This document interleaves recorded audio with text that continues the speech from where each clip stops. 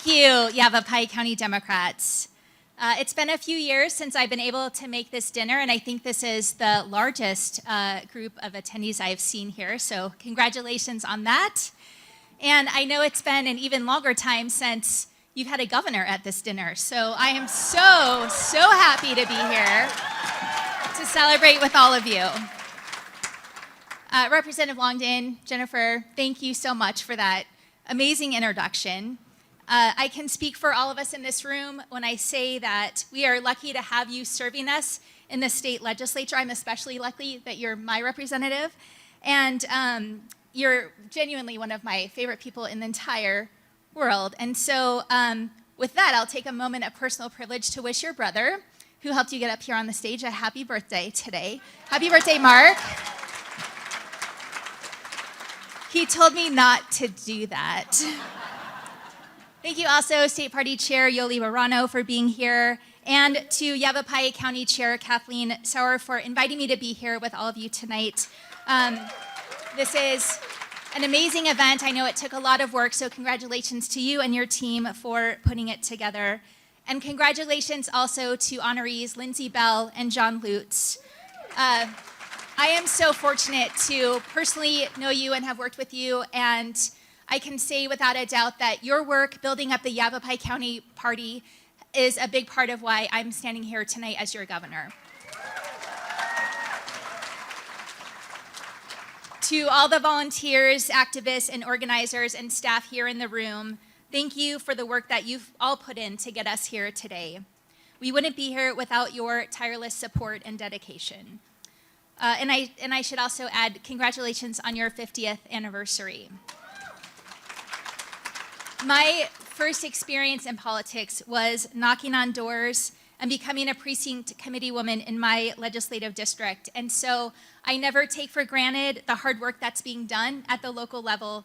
And I'm so grateful because I know from personal experience that it trickles up to our important statewide races like mine. In 2018, I won my Secretary of State race by just 20,000 votes, and I won this governor's race by just 17,000. The reality is that I wouldn't have won by only talking to voters in certain places. And so your work on the ground is critical to winning these important races. Every single vote mattered, and I needed Arizonans in all 15 counties to know what was at stake and why I needed them to turn out and vote. That's how we're gonna keep winning these important races.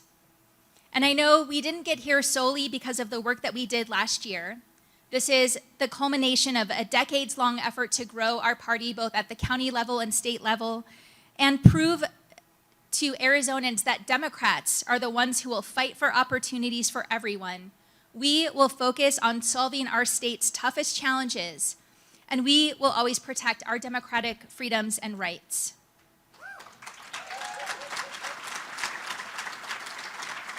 And speaking of our democratic freedoms and rights, last November, all of you protected our democracy by getting out to vote and making sure that all of your neighbors did too.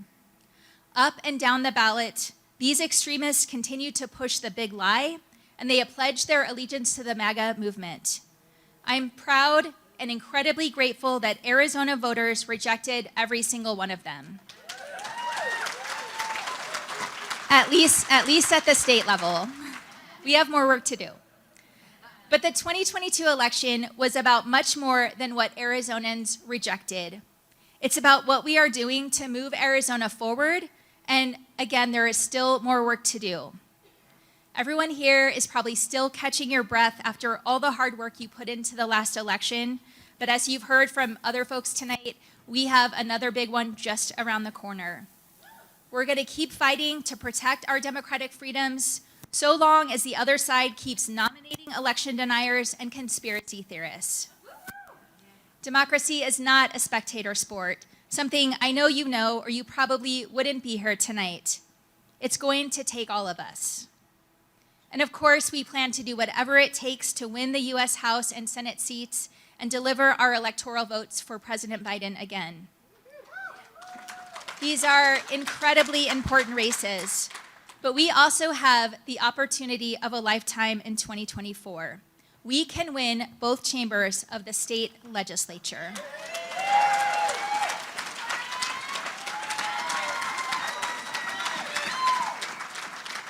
We are only 2 seats away from Democratic majorities in each chamber, and I need a legislature that is willing to work with me on the agenda that Arizonans elected me to deliver. I didn't come here just to veto bills. I came here to get big things done. Right now, we have the most closely divided legislature that we've had in a long time by the numbers, but it's the most extreme by ideology. And I know that now, with a Democratic governor, we can finish the job and we can flip both chambers in 2024.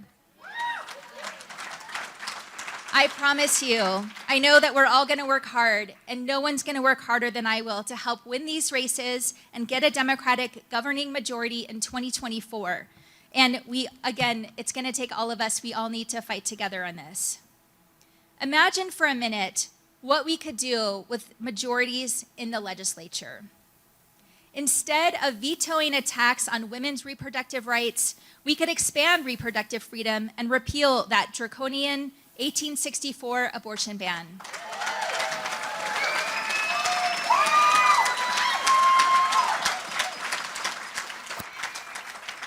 Instead of vetoing CRT bills, we can roll back that voucher expansion and fully fund our public schools.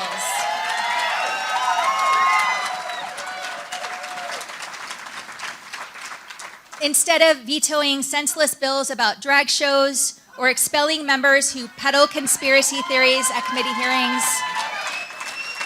we could be talking about issues that actually move our state forward, like addressing our water crisis, lowering costs, and making housing more affordable.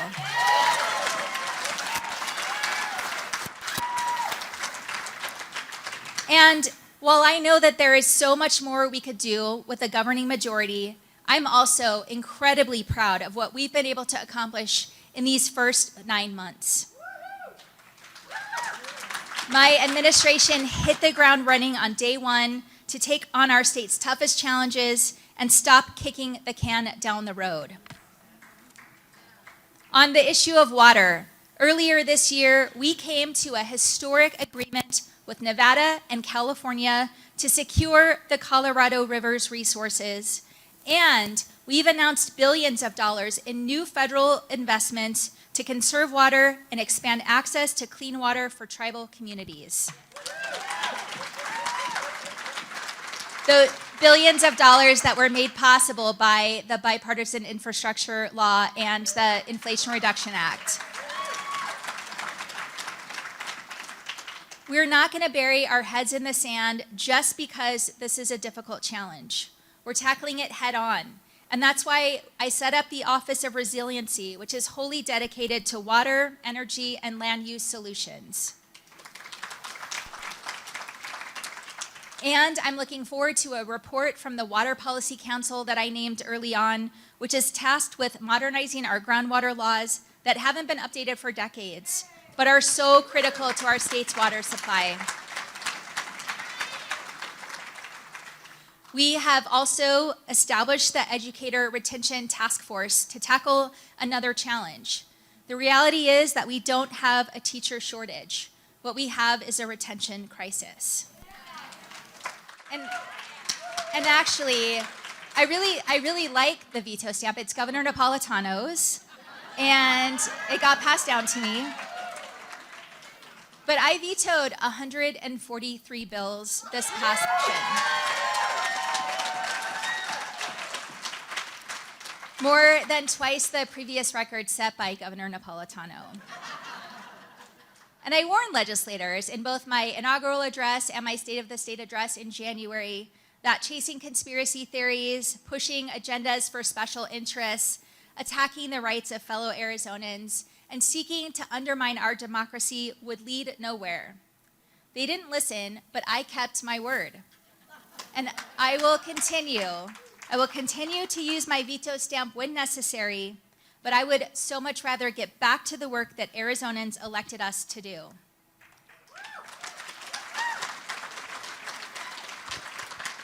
Thank you again for putting your trust in me as your governor and the work you did to help me get here. Thank you for your continued support, and thank you for all you do to continue to move our state forward.